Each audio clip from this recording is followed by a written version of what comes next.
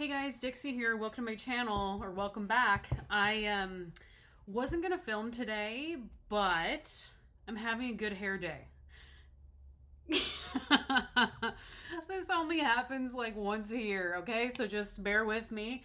I do have some book reviews in the works, but I am still reading Crossroads by Jonathan Franzen, and I had planned to do a little bit of a like brick book reading challenge with the phone blocking app, but I have yet to do that. So hopefully this weekend I can go ahead and get on that and see what I can do as far as finishing that book. But today I have a haul of nostalgia, and this is coming off the heels of the time capsule part 2, so I apologize for all this nostalgia. But I used to live by a Half Price Books, and I no longer do.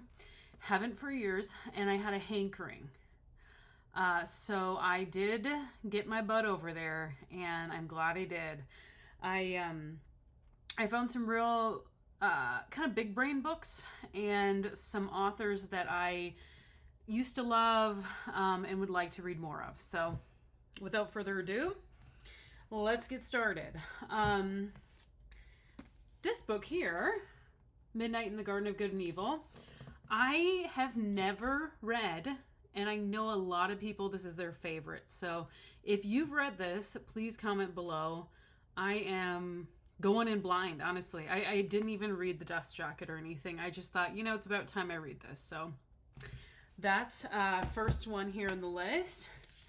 And then I found one of these William Faulkner editions that have that kind of gold. And if you see here, it's his face. Apparently, if you have all the editions, it kind of lines up and makes a bigger picture of his face. I have As I Lay Dying in this edition, but this is The Sound and the Fury, which I have not read. So I thought I'd get this and give it a shot.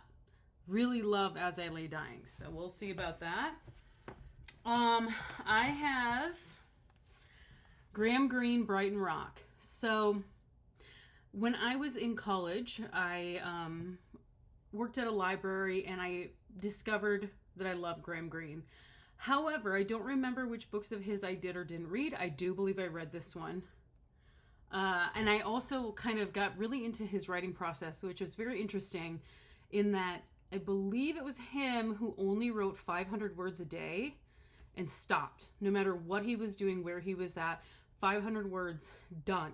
And then the next day he was then able to more easily pick up and keep writing. So just kind of a fun little tidbit. I like these editions that have these kind of deals. It's got, what do they call it, deckled pages. A lot of people hate that. I don't mind.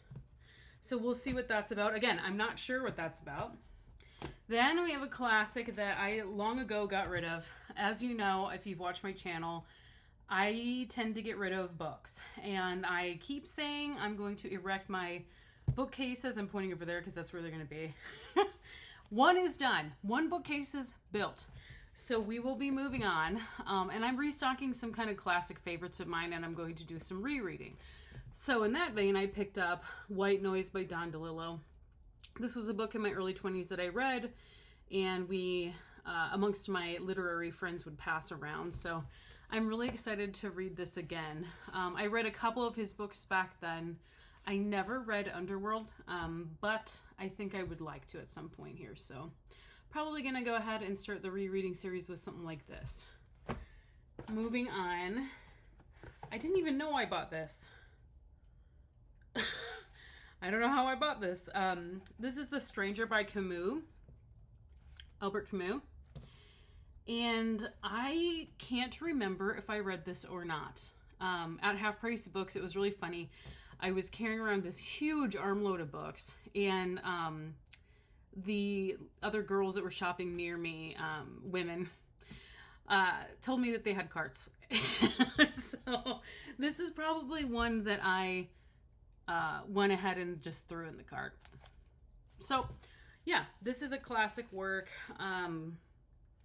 I don't remember much about it. So we'll see.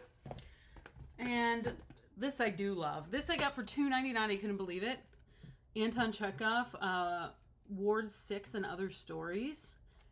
I love Chekhov. I love Chekhov short stories.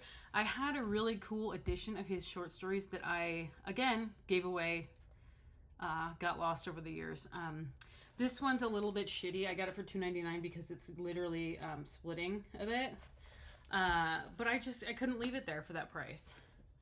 So, Chekhov it is. And then we're moving on to William S. Burroughs' Naked Lunch. I did read this back in the day. I don't remember if I read his book Junkie, but I think I did. My memory is so bad in my early 40s, it's terrible. So I went ahead and bought Naked Lunch. If you've read this, please let me know. I do remember being pretty mind-blown on this one. Very exciting. And on this one, I don't remember if I read or not, but this was the only Martin Amis that they had. I should have taken all these stickers off. I apologize. This is the Rachel Papers. I do remember seeing this book back in the day. It's his first novel, I believe. But he's just a sassy writer. I just remember him being real kind of wild. So I'm excited to read the Rachel Papers and just see what that's about. Again, I don't think I've read that. And then this one I have read. Kurt Vonnegut, Breakfast of Champions. Another book that I had the best edition of. It was a really cool old school one. Don't have it anymore. Went ahead and picked this up. Oh, look at here. We got a movie cover. No Country for Old Men, Cormac McCarthy. I have not read Cormac McCarthy. I hate to say it. And if you have, please let me know if this is a good place to start or not. Okay? Please let me know. And then I don't know why I picked this up. I think it was because it was my nostalgia kicking in. I don't remember which Henry Miller I've read, but this is the one that they had. So I went ahead and got it. This is Henry Miller, Tropic of Cancer.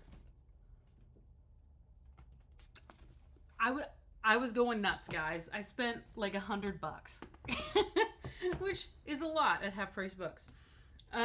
This one I've never read. Cloud Atlas by David Mitchell. I'm actually kind of intimidated to read this book. This is a big brain book, people. This is not for the faint of heart. Geez. I can't even begin to describe what this is about.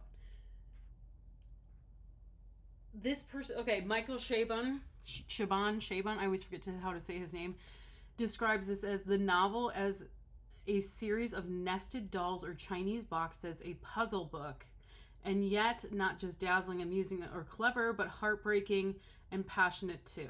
I've never read anything quite like it, and I'm grateful to have lived for a while in all its many worlds, which are all one world, which is in turn enchanted by Mitchell's spellcaster prose or own. Cut that. Editing me. Cut that.